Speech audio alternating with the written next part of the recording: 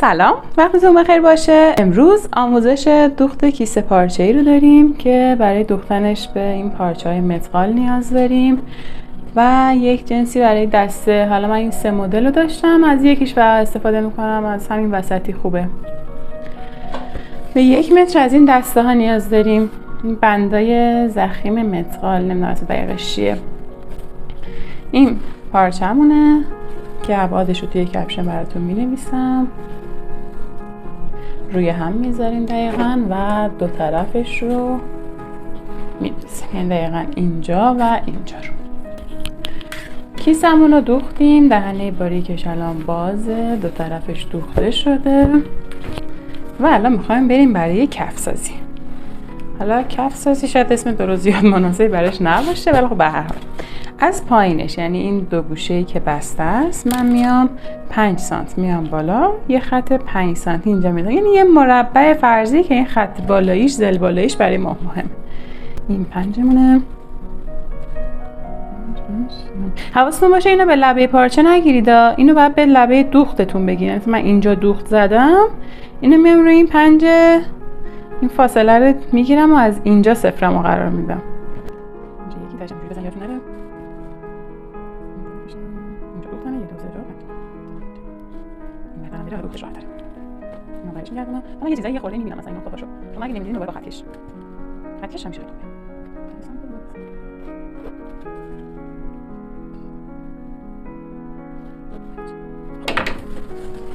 اینو اینجوری باز میکنم.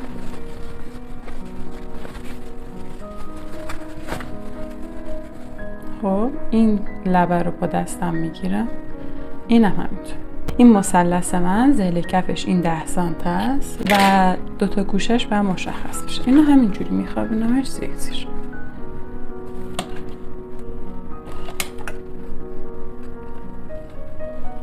بیارمش اینجا، یکم دوختش رو ریزتر از بدنه میکنم. اینم همونطور مطمئن میشم که زیرش کیس نیفتاده، صافه. کوک برگشتی میزنم، دوخت برگشتی کوک نیست. من دقیقا امتدادش رو هم میخوام.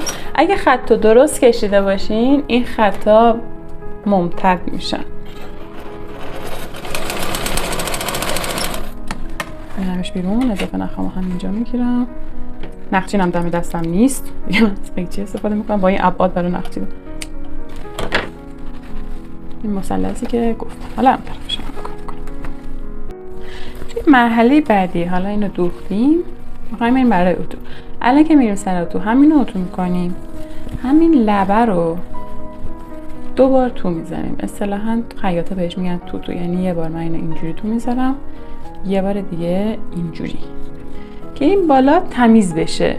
یعنی حتی اگه شما سردوز هم ندارین و این بالا سردوز نشده، یا مثل من با سردوز کار کردن تو زیاد حرفه‌ای نیست، از این سوتیا میدین بره زیر، قشنگ مثلا در کیسه رو که باز میکنین تمیز و خوشگل بشه. پس من اینو میام یه بار 1.5 سانت میدم تو، خب بعد اینو که خط اتو انداختم یک بار دیگه برش میگردونم، یه همچین سطحی داشته باشم که بیان واسه. خب میریم برای اتوکاری. برای اتوکاری اول این مثلثی که دوختیم رو کامل صافش میکنم. این تخت بشه، اون طرفش همینطور. بله الان ما دیگه باید کیسمون رو رو کنیم. کیسه رو میکنم، اینطوری بازش میکنم، کم زوم کنم بهتر ببینیم. اینو بازش میکنم.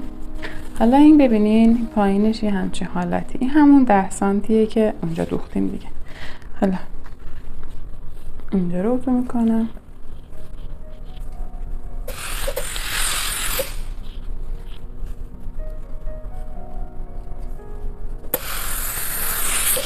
اتو میکنم و به اینجا که میرسیم ببینیم اینجا رو من باز میکنم، یه خط میندازم برش.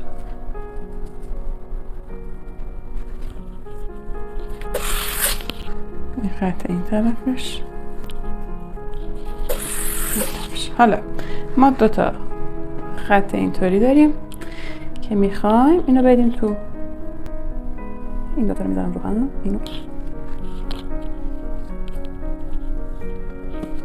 ببین این مثلثه الان این وسطه، اینا رو هم جفت میکنم قشنگ. بذاریم وسطه. اینو من اومدم اینو دو طرف اتو کردم، دوباره رو گذاشتم روی هم.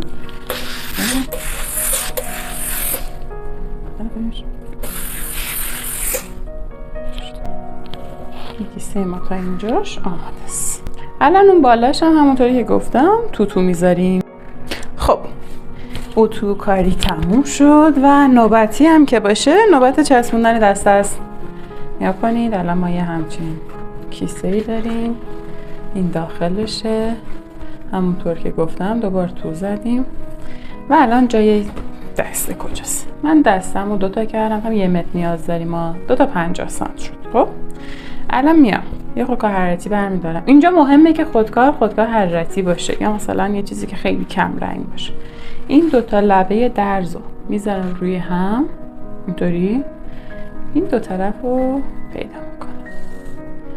میتونیم با خط کش هم نصفش کنیم دیگه، این راه راست باشه. اینجا 2 تا مارک میزنم، یکی این طرف، یکی هم دوباره اینو میزنم رو هم، میام اینجا این طرف. حالا میام اینجا بازش میکنم، اینو اینجا منتقل میکنم، باز میکنم، منتقل میکنم. این لبه کیسه منه. الان از خط کش فاصله بین 2 تا کیسه 2 تا دسته میشه اینجوری میشه، دقیقاً 10 سانت باید باشه. خب پس من میام 5 سانت این طرفشو و 5 سانت اون طرف اینو علامت میزنم. ما یه مارک اینجا داریم، این لبه اینو میزنم این بیرونش به سمت دیواره یا چیز، اینو میبندم و برش میگردونم. یه دسته خیلی کار سختیه، اینطوری میشه و مثل اینجا یه سوزن تگر میزنم روش و اینو دور تا دورشو دوخت میزنم. خب دسته ها رو هم دوختیم و کیسمون تموم شد. چه کیسه ای. خب ببینین همونطوری که دقت کنین داخلش خیلی تمیز در میاد.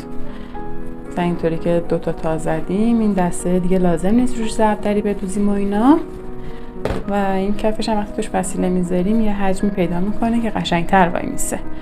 حالا این بندی که بهتون گفتم چطوریه، دستا رو میذاریم داخل، این بنده رو بدیم بالا، این طرف رو میدیم تو، بعدش این طرف رو اینو یه تا میزنیم، یه تای دیگه هم میزنیم، فسقل خام که شد کشو میندازیم دورش که تو کیفمون باز نشه، جای کمتری بگیره. اینطوری. امیدوارم که بدوزیدش و ازش لذت ببریم و دیگه از مغازه‌دارا پلاستیک نگیریم.